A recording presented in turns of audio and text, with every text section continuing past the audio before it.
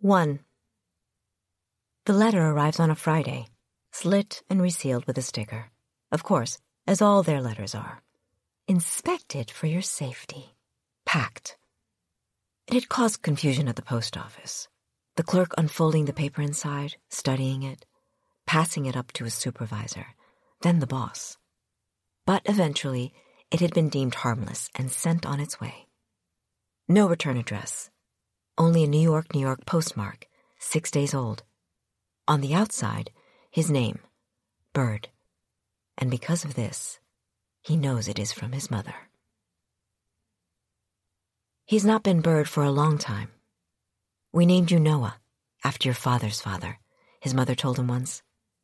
Bird was all your own doing. The word that, when he said it, felt like him.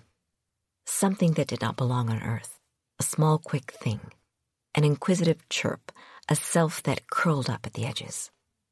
The school hadn't liked it. Bird is not a name, they'd said. His name is Noah. His kindergarten teacher, fuming. He won't answer when I call him. He only answers to Bird. Because his name is Bird, his mother said. He answers to Bird. So I suggest you call him that. Birth certificate be damned. She'd taken a Sharpie to every handout that came home, crossing off Noah, writing Bird on the dotted line instead. That was his mother. Formidable and ferocious when her child was in need.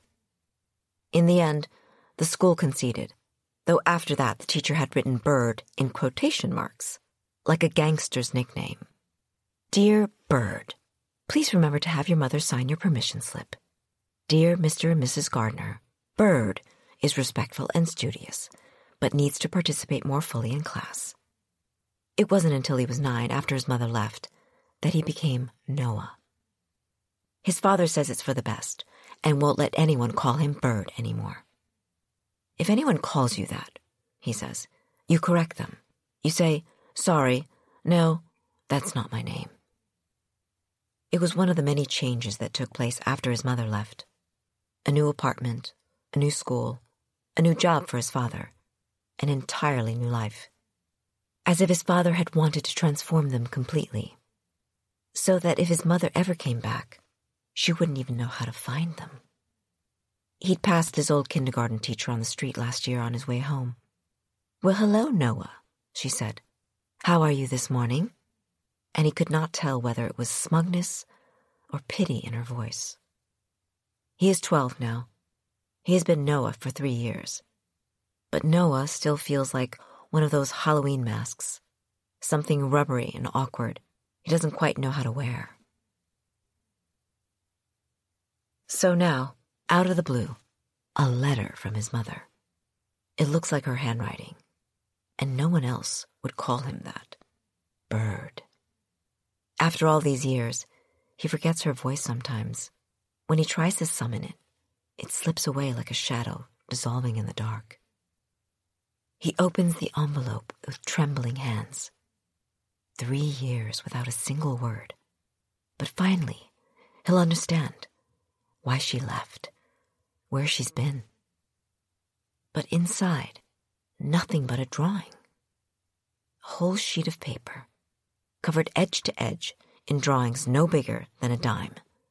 Cats. Big cats.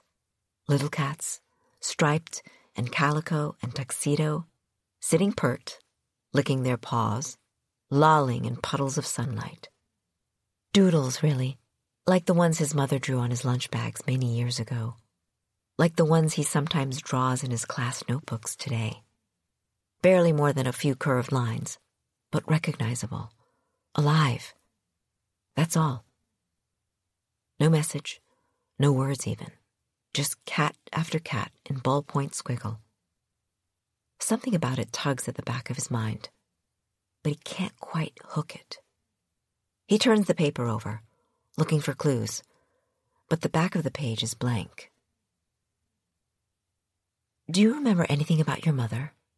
Sadie had asked him once. They were on the playground, atop the climbing structure, the slide yawning down before them. 5th grade. The last year with recess. Everything too small for them by then, meant for little children. Across the blacktop, they watched their classmates, hunting each other out. "Ready or not, here I come." The truth was that he did, but he didn't feel like sharing, even with Sadie. Their motherlessness bound them together, but it was different, what had happened to them, what had happened with their mothers. "Not much," he'd said. "Do you remember much about yours?" Sadie grabbed the bar over the slide and hoisted herself, as if doing a chin-up. "Only that she was a hero," she said. Bird said nothing.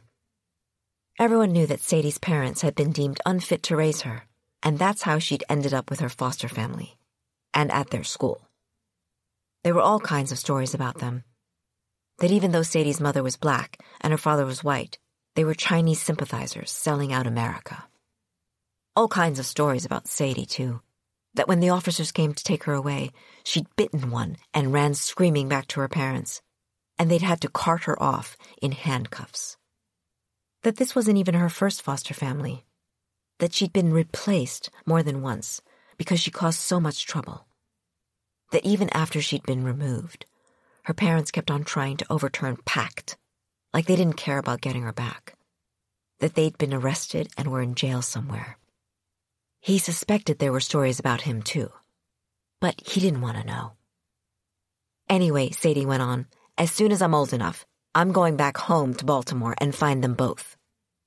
She was a year older than Bird, even though they were in the same grade, and she never let him forget it.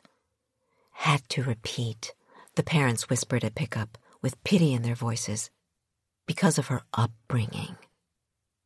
But even a new start can't straighten her out. "How?" Bird had asked. Sadie didn't answer, and after a minute, she let go of the bar and slumped down beside him, a small defiant heap.